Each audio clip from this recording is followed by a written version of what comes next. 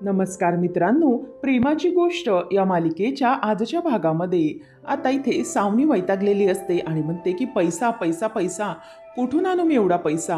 आता हा पैसा कुठून आणायचा हे मलाच कळत नाहीये. नाही म्हणजे इतके पैसे कसे मॅनेज करू तो विचार करून करून माझ्या डोक्याला ताप झालाय, डोकं फुटण्याची वेळ आली आहे. तसे सागरच्या बेडरूममध्ये पडले आहेत 15-16 लाख, परंतु ते पैसे कसे घ्यायचे हा प्रश्न आहे. आणि मी हे पैसे आणायला गेले तर खूप मोठा प्रॉब्लेम निर्माण होईल. आता साधा कागद एकच तिकडे गायब झाला तरीही माझ्यावरच संशय घेतील आणि सगळेजण माझ्यावर संशय घेऊन आहेत.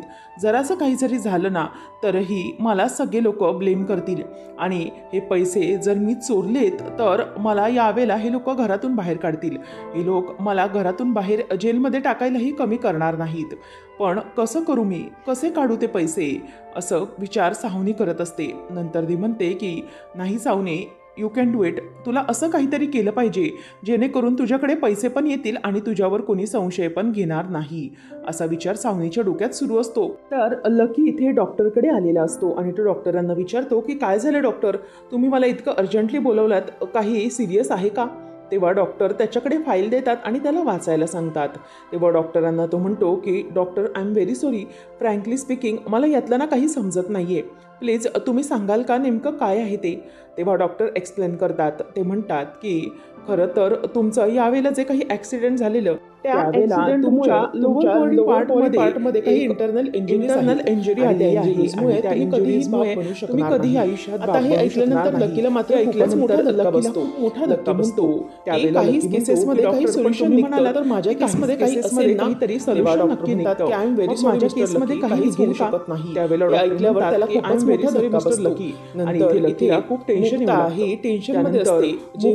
जीवनानंतर ती कॅश कशी ठेवायची, कशा प्रकारे ठेवावी सिरियल वाईज लावून प्रॉब्लेम येणार नाही आणि ती हरवली जाणार कागद लावत असते आणि अशा रीतीने ती तिचे इनिशियल लेटर्स देखील बंडलला पेपर्स लावून करत असते आणि त्यावर कुठेही जाऊ नये आणि व्यवस्थित राहावी. आता हे सगळं सागर बघत असतो आणि मुक्ता तो पैसे कॅश हुशारीने ठेवत असते आणि नंतर हे सगळं सागर बघत असतो आणि नंतर हे सगळं करताना बघतो आणि ते पाहून सागर तिथे टाळ्या वाजवायला लागतो. सागर मुक्ता दचकते आणि हुशारीपणा पाहून त्याच वेळेला टाळ्या वाजवायला ती म्हणते की तुम्ही आहात का? मुक्ता दचकते आणि पटकन मागे बघते की हो मीच आहे. सागर, तुम्हाला काय वाटलं की कोणी चोर वगैरे आलाय का? की मुक्ता, तुम्हाला काय वाटलं तसं नाही कोणी चोर वगैरे शिरलाय का? काय कॅश तुम्ही घरामध्ये ठेवून इतकं टेन्शन आणलंय ना मला, पण ना खरंच इतकी मी सगळं असं करणं म्हणजे खूप टेन्शन. तुम्हाला माहितीये का, खरंच ही कॅश जोपर्यंत जात नाही तोपर्यंत मला टेन्शनच आहे.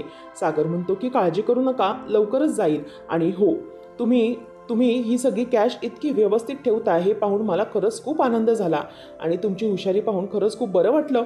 तेव्हा मुक्ता म्हणते की सागर, तुम्हाला माहिती आहे का, तुम्ही ही इतकी कॅश आणून ठेवली त्याला व्यवस्थित जपावं तर लागणारच आहे ना. मला इतकं टेन्शन आलं आहे, इतकं जपायचं कसं? जोपर्यंत आहे तोपर्यंत माझ्या जीवाला घोर आहे, शांतपणे झोपही लागू शकत नाही. तेव्हा सागर म्हणतो की नाही पण खरंच मांडलं हा तुम्हाला, तुम्ही इतकं सगळं मस्त मॅनेज करताय, खूप आवडलं. तेव्हा मुक्ता म्हणते की सागर, तुम्ही मस्करी करताय ना, माझी चेष्टा करताय ना? तेव्हा सागर म्हणतो की नाही अजिबात नाही, उलटं तुम्ही जे काही करताय ते खरंच खूप चांगलं करताय, गुड असं म्हणून तो तिथून जातो. त्याच वेळेला मुक्ता तिच्या रूमकडे येते आणि नंतर जी त्या तिजोरीची चावी असते ती तिच्या उशाखाली ठेवते आणि नंतर सागर आणि मुक्ता झोपण्यासाठी येतात. त्याच वेळेला मुक्ताच्या डोक्यामध्ये ते पैसे व्यवस्थित राहिले पाहिजे एवढेच विचार सुरू असतात. सागर हा मुक्ताच्या बाजूला झोपतो, लाईट्स ऑफ करतो. त्यानंतर इथे सावनी ही तिच्या प्लॅनिंगमध्ये पुढे असते आणि सागर आता मुक्ताकडे बघतो. तिच्या डोक्यावरून तो हात फिरवत असता मुक्ताला झोप लागून जाते आणि त्याच वेळेला मुक्ता झोपते आणि सागरलाही गाढ झोप लागते. त्याच वेळेला इथे दोघे जणही झोपतात. त्याचाच अंदाजा सावनी बाहेर घेते आणि सावनी हळूच आता त्या रूममध्ये आतमध्ये शिरायला बघते.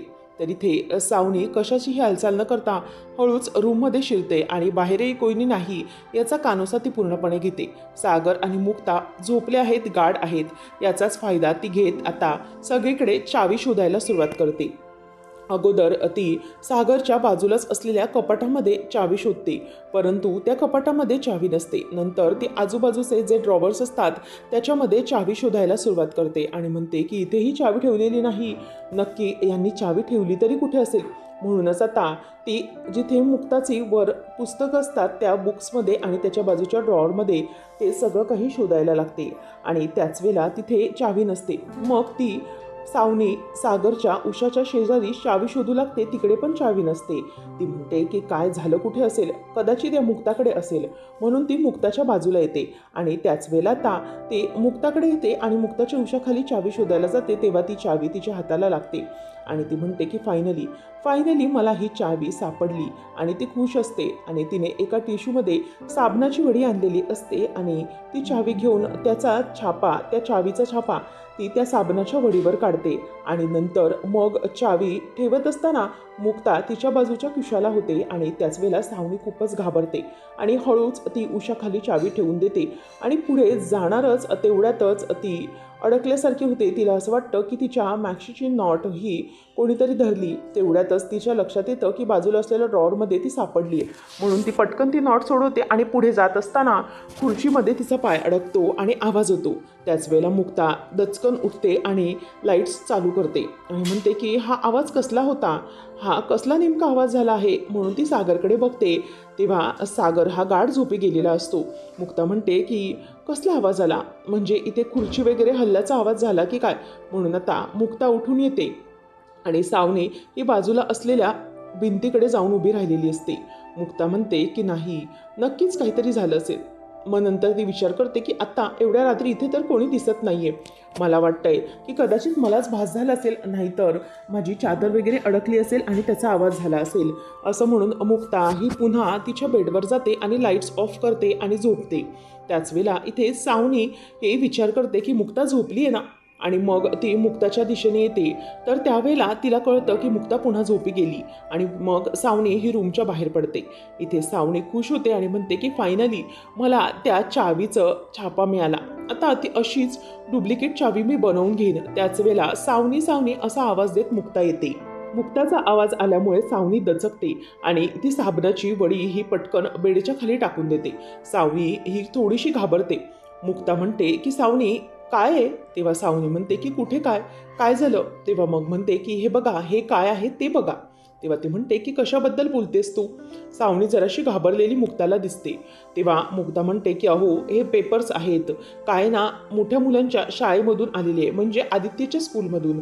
काय ना त्यांची कॅम्प आहे, त्याच्यासाठी त्या परमिशनसाठी त्यांच्या पॅरेंट्सची साईन हवी. सागरने साईन केली, तुम्ही पण करा. तेव्हा ती साईन हातावरच करत असते, म्हणजेच हातावर पेपर्स घेऊन. मुक्ता म्हणते की समोर टेबल आहे, त्याच्यावर ठेवून तुम्ही साईन करू शकता. तेव्हा सावनी साईन करते आणि मुक्ताकडे देते. तेव्हा मुक्ता विचारते की काय झालंय सावनी. तेव्हा सावनी म्हणते की कुठे काय, हे घे ना पेपर्स. मुक्ता म्हणते की तसं नाही, तुम्हाला इतका घाम का फुटलाय आणि तुम्ही इतक्या घाबरल्यासारख्या अस्वस्थ का वाटताय. त्याच वेळेला ती म्हणते की अगं ते काय ना, मी माझी खोली आवरत होते म्हणूनच. तेव्हा सावनीला ती म्हणते की नक्की ना, खोलीच आवरत होतात ना, की तुमच्या डोक्यामध्ये काही वेगळे विचार सुरू होते. नाही म्हणजे या घरामध्ये कसा काय प्रॉब्लेम निर्माण करायचा याचा विचार तुमच्या डोक्यात सतत सुरूच असतो. तेव्हा सावनी म्हणते की मुक्ता अगं प्रत्येक वेळेला तुम्हाला असं का ब्लेम करतेस, मी असा काहीच विचार करत नाहीये. तुम्ही सगळेजण फक्त माझ्यावर संशयच घेत असता, मी असा काहीच विचार करत नाही. तेव्हा मग मुक्ता म्हणते की असं असेल तर खूपच चांगलं आहे, असं असेल तर देवच पावला म्हणायचा, कारण मला माझं घर फक्त आनंदातच राहिलेलं हवंय, बाकी काही नको. तुमच्या डोक्यात जर काही विचार नसतील तर ते माझ्यासाठी चांगलंच आहे. असं म्हणून तिथून मुक्ता आता निघून जाते. आणि त्याच वेळेला इथे सावनी विचार करते की मुक्ता ही पक्की चालाक आहे, आता नेहमी माझ्या आजूबाजूलाच असणार ही. कदाचित यांना माझ्यावर संशय आला असेल म्हणून सतत माझ्या मागे पुढे करत असतात. ऐन वेळेला ही साबणाची बडी मी पटकन खाली टाकली म्हणून बरं झालं, नाहीतर मी आत्ता पकडले गेले असते. हे सगळेजण नुसते माझ्यावर डोळा ठेवून आहेत, माझे काय चालले काय नाही यावर या सगळ्यांचा डोळा आहे. परंतु आता मला लवकरात लवकर ही कॅश काढली पाहिजे. आता मी डुप्लिकेट चावी तर बनवून घेईन, परंतु त्या लॉकरपर्यंत पोचायचं कसं हे मला कळत नाही. आता सावनी विचार करते की त्या लॉकरपर्यंत जाऊन माझ्या हातात काढून पैसे देईपर्यंत कोणीतरी मला बकरा शोधला पाहिजे. असा कोणीतरी बकरा पाहिजे जो माझ्यापर्यंत हे सगळे पैसे आणून व्यवस्थित पोचवू शकेल. असा विचार इथे आता सावनीच्या डोक्यामध्ये सुरू असतो. नंतर लकी हॉस्पिटलमधून घरी येतो. तेव्हा इंद्रा त्याला लकी असा किचनमधून आवाज देते आणि त्याच्याकडे धावत येते आणि त्याच्या डोक्यावरून हात फिरवत म्हणते की लकी बाला कुठं गेला होतास रे तू, तुझी काळजी लागून राहिली होती मला. खरंच कुठे गेलास, काय करतोस, काहीच बोलला नाहीस आणि काही नाश्ता पाणी न करताच निघून गेलास. असा अन्नावर राग काढायचा नसतो रे बाबा. माणसांचा राग अन्नावर काढायचा नसतो. चल 2 घास खाऊन घे. तेव्हा लक्की म्हणतो की नकोय मला. तेव्हा ती म्हणते की अरे असं करू नकोस रे, तुला कळत नाही आईच्या जीवाला काय वाटतं ते. जेव्हा मुलं अशी वागतात ना, तेव्हा आई वडिलांच्या काळजाला कशी घरं पडतात हे तुला कळणार नाही. कारण तुला जेव्हा 4-5 मुलं होतील ना, तेव्हा तुला समजेल की याला काय वाटतं.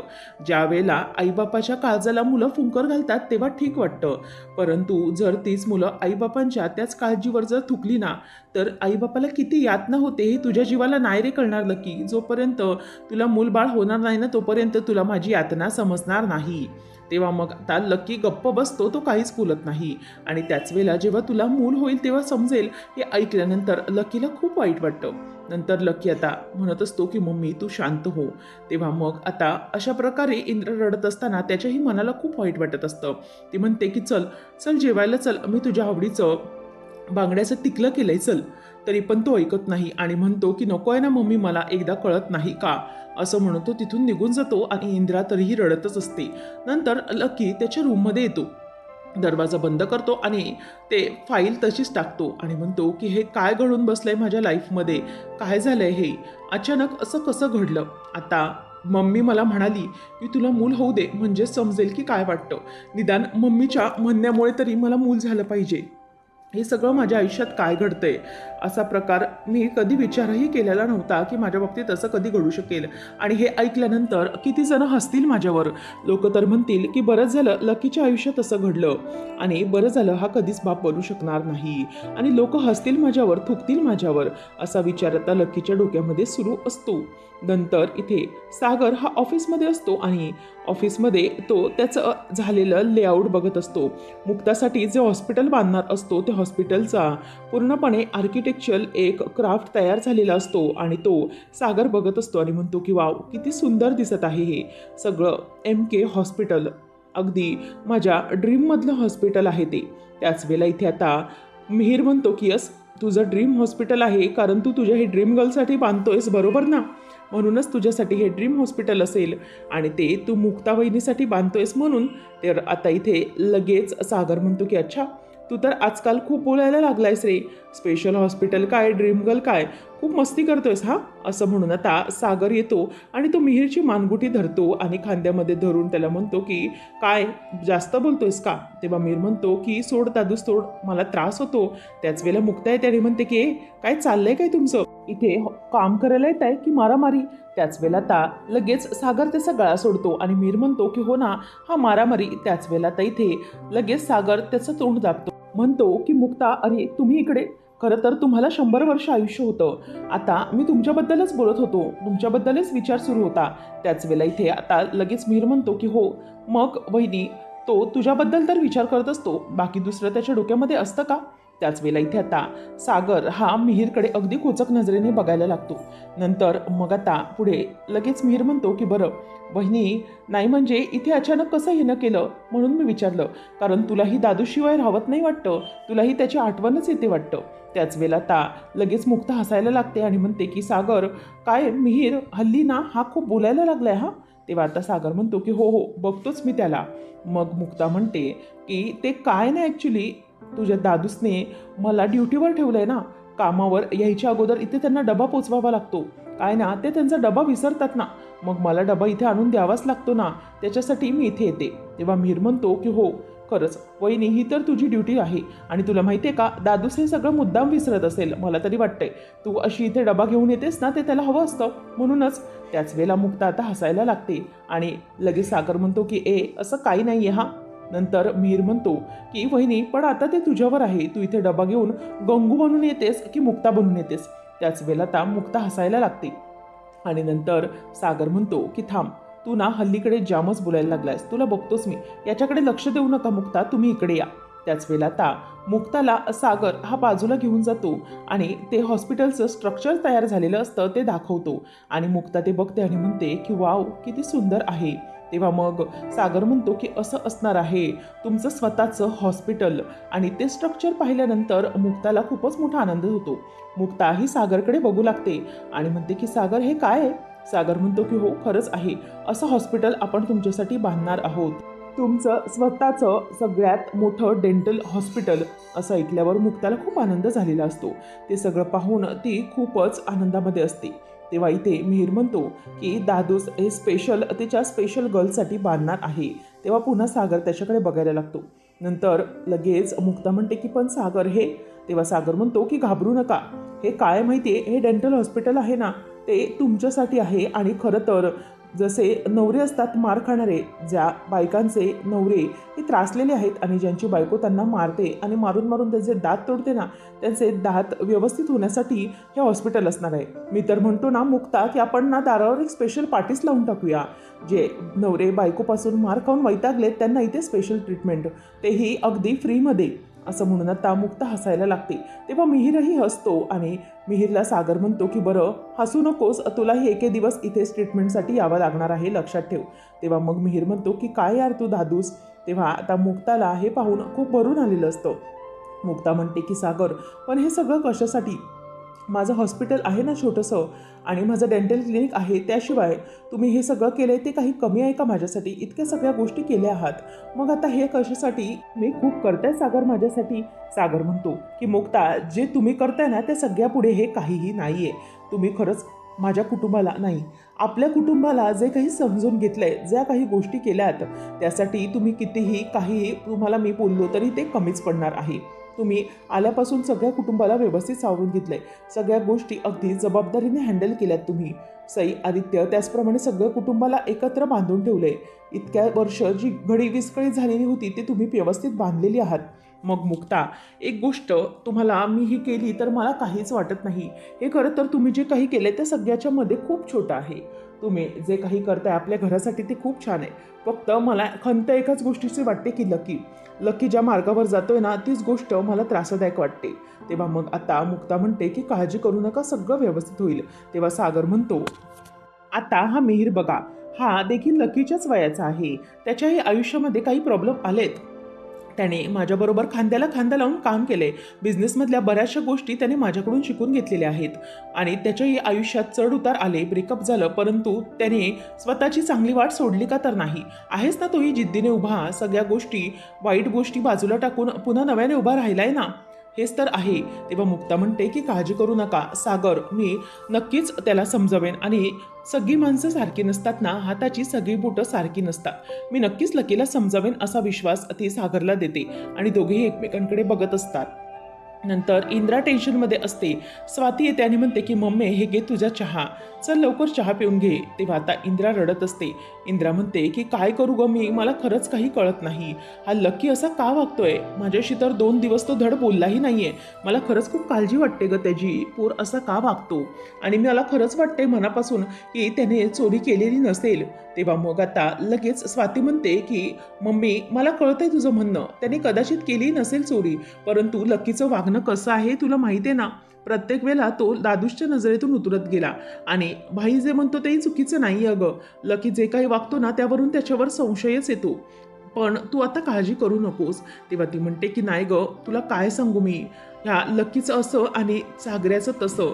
दोघंही एकमेकांपासून लांब तोंड करून उभे आहेत. आणि दोघंही असे एकमेकांच्या समोर आले ना की माझी काय हालत होते म्हणून काय सांगू. माझ्या काळजात नुसती धडकी भरते धडकी. दोघांचं समोर आल्यावर काय होईल. तर स्वाती म्हणते की मम्मी तू आधी शांत हो, रडू नकोस. तेवढ्या तिथे मुक्ता येते आणि म्हणते की हे काय चाललंय मम्मी, तुम्ही डोक्याला का हात लावून बसले आहात, आधी डोक्यावरचा हात काढवा बघू. तेव्हा ती म्हणते की काय सांगू तुला मुक्ता, या लकी आणि सागऱ्यामुळे मला खूप टेन्शन आलेलं आहे. लकी 2 दिवस नीट खातही नाहीये आणि त्याला कसलं तरी टेन्शन आलंय. मुक्ता म्हणते की हे बघा मम्मी, मला समजतंय सध्या तुमच्या मनात काय सुरू आहे, परंतु तुम्ही काळजी करू नका, सगळं काही व्यवस्थित होईल. आता लकीला मी समजवणार आहे. काही झालं तरीही लकीच्या मनातलं जे काही टेन्शन आहे ते मी बाजूला काढते. आधी तुम्ही हा चहा पिऊन घ्या, सगळं काही व्यवस्थित होईल. आणि ती स्वातीला सावरायला सांगते आणि मुक्ता लक्कीच्या रूममध्ये येते. आणि लक्कीच्या रूममध्ये आल्यानंतर लक्की पटकन ती फाईल ही बेडच्या खाली टाकून देतो. परंतु फाईलचा छोटासा म्हणजेच एक भाग हा बेडकडेच राहिलेला असतो आणि तो लक्कीला दिसतो आणि लक्की त्याच्याकडे बघतच राहिलेला असतो. त्यानंतर इथे लक्की घाबरतो मुक्ताच्या हाताला ती फाईल लागते की काय याची भीती त्याला वाटू लागते. तर आता पुढच्या भागामध्ये आपण पाहणार आहोत, सावनी ही लकीची फाईल पूर्णपणे बघते आणि म्हणते की लकी, या फाईलमध्ये मेन्शन केलेलं आहे की तू आयुष्यात कधीही बाप बनू शकणार नाहीस आणि यासाठी आपण नक्कीच काहीतरी करू शकतो. तर इथे आता मुक्ता ही लकीला विचारते की लकी, नेमकं काय झालेलं आहे? नक्कीच काहीतरी दुसरी गोष्ट घडली, नाहीतर सागर ओरडले म्हणून तू इतका रडणार नाहीस. काय झालंय नेमकं? काय कारण आहे? तर इथे सावनी ही एका बनावट डॉक्टरला कॉल करते आणि त्याला म्हणते की डॉक्टर असल्याचे नाटक करायचे आहे, पैसे मिळणार आहेत आणि मी जे म्हणते तसं म्हणायचं आहे. तर लकी त्या डॉक्टरकडेच येतो आणि लकीला तो डॉक्टर म्हणतो की हे बघा, तुमच्या बॉडी पार्ट्समध्ये काही इंजुरीज आहेत, त्याचे आपल्याला ट्रीटमेंट करायला लागणार आणि त्याच्यासाठीच तुम्हाला 10 लाख रुपये खर्च पडणार आहे. तर इथे सावनी म्हणत असते की झालं, मला आता बकरा सापडला आणि आता माझ्यापर्यंत 10 लाख रुपये येणार. लकीला ते ऑपरेशन करायचंय आणि त्याच्यासाठीच ते 10 लाख रुपये ही लकीकडून मी चोरणार आहे आणि लकी ते मला आणून देणार.